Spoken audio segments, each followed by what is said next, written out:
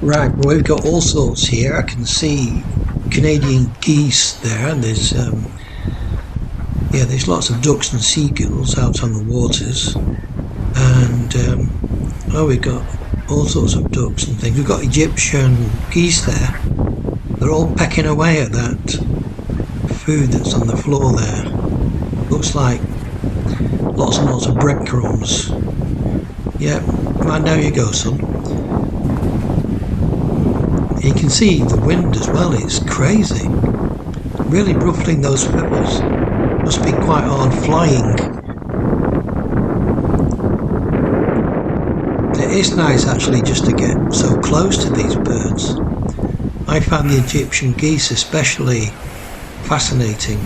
They were introduced into England in the 17th century and they've been thriving ever since.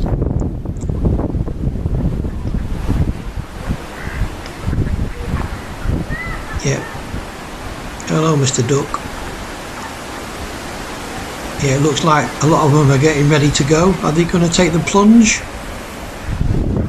Not quite. Oh, there they go. Yeah.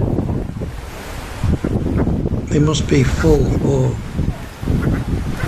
they must be a bit worried about me.